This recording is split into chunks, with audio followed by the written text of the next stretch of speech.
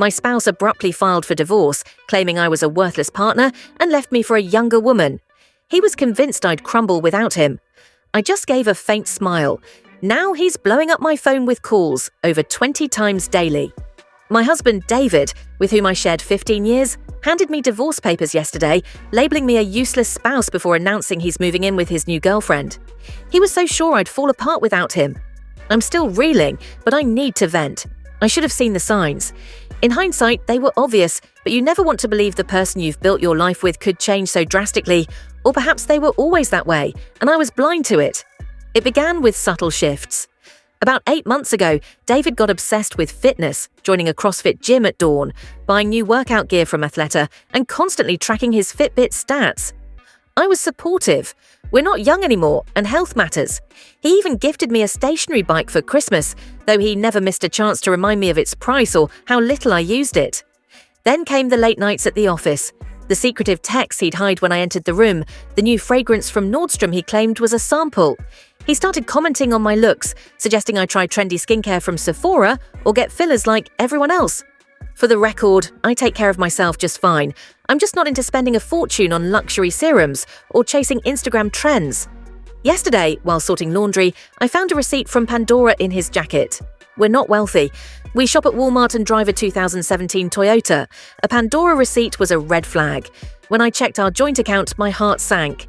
There were several transfers to an unfamiliar account, and our savings had been dwindling for months. I waited until he got home, receipt in hand. Instead of the usual deflections or lies, he just chuckled. Then he went to his study, returned with an envelope, and tossed it on the kitchen counter. I was going to wait until the weekend, but since you're snooping here, he said, smirking like he'd won a prize. My lawyer says this is generous, considering you've added nothing to this marriage. I sat there, staring at the papers, as he rambled about his new girlfriend, Chloe, who takes care of herself and has drive. Apparently, she's a yoga instructor he met at CrossFit with 50,000 TikTok followers. Meanwhile, I'm the wife who supported his career, managed our home, and sidelined my dreams because he said his job was the priority. The worst part? He'd been planning this for months. He's already leased a fancy downtown loft with her. The Pandora receipt, a promise ring. He used our joint savings to buy his mistress jewelry. Let's be real, he said. You can't even handle the Hulu app without me. You'll be begging me to fix things within days. I'm doing you a favor, helping you grow up. I didn't cry or yell. I just watched him pack his suitcase with his pricey new clothes. He took his tablet, his PlayStation, and even the fancy espresso machine, leaving me with the old one. After he left, I opened my laptop and dug into our accounts.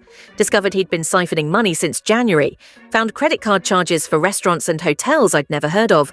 Even stumbled on Venmo transactions that turned my stomach. I called my sister Emma, who rushed over. We stayed up all night, sorting documents and making lists. This morning, I called in sick and booked a consultation with a divorce lawyer. I also froze our joint credit cards, a trick I learned from a random YouTube video. It's been a day. My phone shows 23 missed calls from him. The first voicemail was furious, the second was menacing. By the 10th, he was pleading for a rational talk.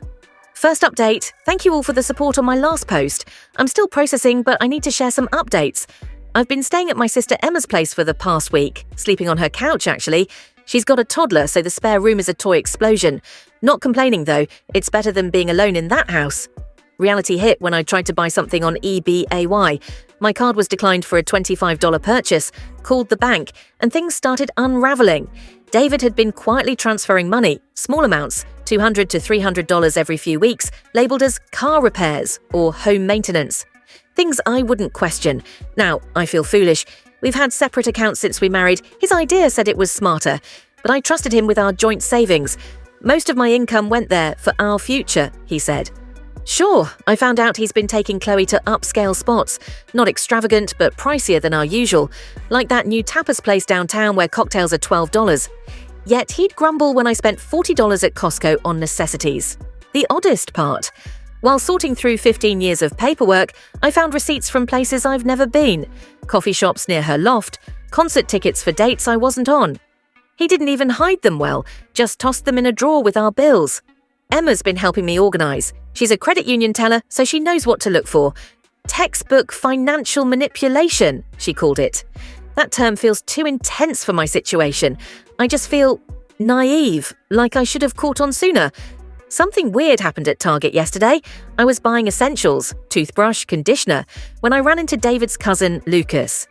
Instead of awkwardness, he helped me pick out a budget scanner for documents. Said David pulled similar stunts with his college girlfriend. Wish I'd known that 15 years ago. David's calls have dropped to about 5 or 6 a day. The messages went from hostile to oddly worried. Just checking if you're managing the utilities, he texted, as if I haven't paid my own phone bill forever. Chloe messaged me on Instagram. Nothing big, just a, we should chat sometime. Ignored her. What's there to say? She knew he was married, she's no victim, met with a divorce lawyer yesterday, found through a women's support group online. She was concerned about the financial patterns, especially after I showed her the money transfers. Said we need to move quickly to stop him from hiding more assets. The biggest shock? I logged into our old shared email and found confirmations for a credit card I didn't know existed. A basic Discover card with a $3,500 limit, used for months at restaurants and gas stations near Chloe's place. Laughed when I saw charges from a budget gym. He'd been bragging about his elite CrossFit membership. Guess the yoga influencer isn't bankrolling as much as he implied. Today, I opened my own bank account, a simple checking account at Wells Fargo. The banker was kind, showed me how to use their app. It's not complicated, despite David's claims. Oh, and I figured out why he always controlled our Hulu account. He had a separate profile for watching with her. Real charming, David. Edit 1. Thanks for the credit freezing advice. Done. It's easy. Edit 2. Yes, I'm saving everything. Screenshots in a phone folder. Edit 3. For those asking, no, I haven't replied to either of them. Lawyer's orders. Edit 4. Some suggest blasting Chloe online. Not my style. I just want to move on with my pride intact. Second update. Quick update because this week was wild. Remember how David thought I'd collapse without him? Karma had other ideas. It started when I landed a job at a local firm. Nothing glamorous, basic admin work, $16 an hour. But here's the twist. The office is in the same building as one of David's key clients. Pure coincidence. I found the job on LinkedIn. First day, guess who I see in the elevator? David, in his big meeting blazer, the one he maxed out our Macy's card for, with Chloe trailing behind, looking uneasy. His expression when he saw me in business casual with my new briefcase? Golden. Chloe just fidgeted, probably wondering why her successful boyfriend looked spooked. Here's the kicker. David always handled our finances, saying I was too scatterbrained to manage them. Well, my new boss, Mark, loves my attention to detail, asked me to tidy up some spreadsheets. Thanks to YouTube tutorials, I learned Excel and applied those skills to organize evidence of David's financial tricks. The best part? I didn't need to be dramatic, just handed my lawyer a tidy folder of bank statements, credit card bills, and screenshots. She grinned and said, "This is perfect. We won't need a financial investigator." David learned about this at our first mediation. He strutted in, expecting me to be a wreck. Instead, he faced a stack of every shady transaction from the past year, including hotel charges near Chloe's place he claimed were work trips. His reaction when the mediator reviewed the evidence? Better than any soap opera, but it gets juicier. Remember that stationary bike he got me for Christmas, the one he said I never used? I logged into the account last week, found workout logs showing him and Chloe using it together, at our house, when I was at Emma's. Yeah, our house. I casually mentioned this in mediation, sliding the activity log across the table. David fumbled his words, trying to explain the real karma. Chloe realized David isn't as rich as he claimed. She found out he's still paying off that knockoff Pandora ring, not even from the real store, but a shady online retailer. How do I know? Chloe messaged me on Instagram, not drama, but screenshots. Texts where David promised her a new SUV. With what funds? Chats about a penthouse he can't afford. Even nasty comments about me that'll spice up our divorce case. "I thought you should know who he really is," she wrote. "I'm done with his lies." I didn't reply, just sent everything to my lawyer. Quiet revenge feels better than drama. The cherry on top? David's mom called me. She's seen the gossip swirling in our small town. Apologized for enabling him and dropped a bomb. David lost his job. Not my doing. He'd been padding expense reports for months. Those fancy dates with Chloe? Charged to his company card? I'm not gonna lie, I wanted to post everything online, expose style, but I didn't need to. He's tanking his own reputation just fine. Instead, I focused on my new studio apartment. Got some plants from Lowe's. They're surviving. Mounted a TV myself thanks to YouTube. Even started cooking with Blue Apron. Turns out I'm not the kitchen disaster David claimed. The best revenge. When he made another Instagram account to message me, I felt nothing. Just marked it as spam and went back to my cooking video. Third update. Remember David's expense report scam? That was just the start. It began last Tuesday at a Dunkin' Donuts when I overheard two guys talking about someone faking company expenses. Didn't think much of it until I heard David's name. Turns out he'd pulled this at his last 3 jobs. How do I know? Chloe started spilling, not just to me, but to everyone. After David got fired, he couldn't keep up his promises to her. No more upscale dinners at Applebee's, no more athleta halls, no more weekend getaways. The final blow, he couldn't pay off that fake Pandora ring. Chloe didn't just get mad, she got strategic. She had photos of his expense reports, tons of them. He used to show off to her, bragging about outsmarting his company. She'd saved it all in her iCloud, thinking it was clever. Last week, she posted a TikTok, not an outburst, just a story time about dating a fraud. No names, but she flashed those receipts. It went viral locally. David's former colleagues recognized the expense report layout. Meanwhile, I had my own win. Remember that shared Amazon account he kept trying to access? He'd been using it to buy Chloe gifts while we were married, so I returned everything still eligible. The refunds hit my card since I was the original buyer. He didn't notice until Amazon sent him those rate your purchase emails. By then, the items were back in their warehouse and my refunds had cleared. But it gets better. At Walmart, buying organizers for my apartment, I ran into David's sister, Sarah. She hugged me and spilled some tea. David had been borrowing from their parents, claiming it was for business ventures. Really, it was to fund his fake lifestyle with Chloe. His parents found out at a family dinner at Red Lobster when Chloe's TikTok hit their mum's Facebook. Major drama unfolded. David's dad took back their spare house key. David's response, total breakdown.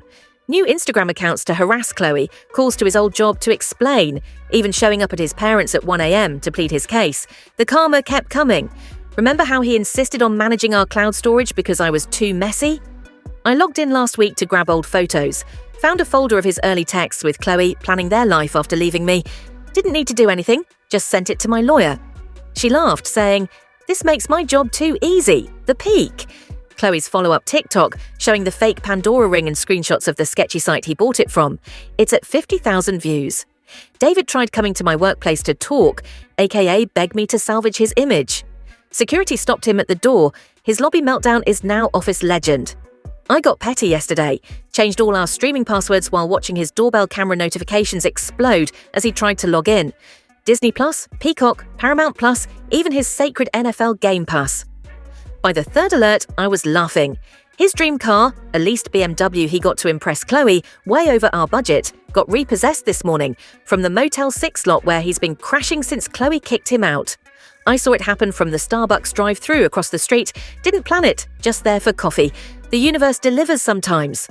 Edit 1. Still saving everything for the divorce. Edit 2. No, I won't share Chloe's TikTok handle. Not here for more drama. Fourth update. Wasn't planning another update, but recent events feel like a fitting close. It's been 6 months since David left, calling me useless.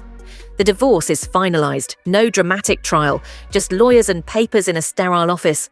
David looked worn, wearing that same Macy's shirt, now creased and snug. His yoga influencer life with Chloe fizzled. Here's the tea. His company didn't sue over the expense fraud, just withheld his final pay and bonuses, blacklisted him, and moved on. Big firms avoid messy publicity. Chloe ditched him last month, no viral TikTok this time. She just moved back to her parents in the burbs. Life's less fun when your boyfriend can't afford TGI Fridays. She tried DMing me to explain, left her on read. Some things don't need a response. David's renting a room in a shared house now. His BMW's gone. He's driving a beat-up Nissan, the kind he used to scoff at me for liking. I'm still at my admin job, got a small raise, $5 an hour. Not huge, but it's something. Did my taxes with TaxSlayer? Turns out it's not the puzzle David made it out to be. Ran into his mum at Walmart last week, both of us eyeing storage bins. We chatted. She said David tried borrowing money again, but they shut him down. He needs to grow up, she said, then helped me pick out some cute throw pillows for my studio. My apartment feels like home now, got plants from Lowe's, 2 of 3 are thriving. Started cooking with Sunbasket, joined a budget gym for weekend workouts. David still DMs me from new accounts, usually after a few drinks. You'll regret this, or you can't survive without me. Block, delete, repeat. Found his old password list in our Google Drive, literally labelled passwords. Didn't touch it, just sent it to Sarah so she could warn him to update everything. Met a guy, Mark, at work. Nothing big, just lunch buddies in the break room. He's also divorced, gets why I'm not ready for more. The real kicker, overheard at Dunkin'. David's been begging for his old job back, even showed up in the lobby once. They didn't bother with security, just let him linger until he gave up. His new life isn't what he envisioned. No fancy gym, he's at my budget gym now. We dodged each other in the parking lot once. Chloe's on dating apps again. His big business contacts ghost him. Meanwhile, I'm doing all the things he said I couldn't, paying bills, fixing small home issues, handling my budget. Nothing wild, just normal adult stuff he swore I'd fail at. Found our old wedding album while decluttering. That woman, trying so hard to please him. I don't know her anymore. The best moment wasn't revenge. It was yesterday, depositing my paycheck in person at the bank. The teller, who helped me open my account 6 months ago when I was a nervous wreck, smiled and said, "You seem happier." And you know what? I am.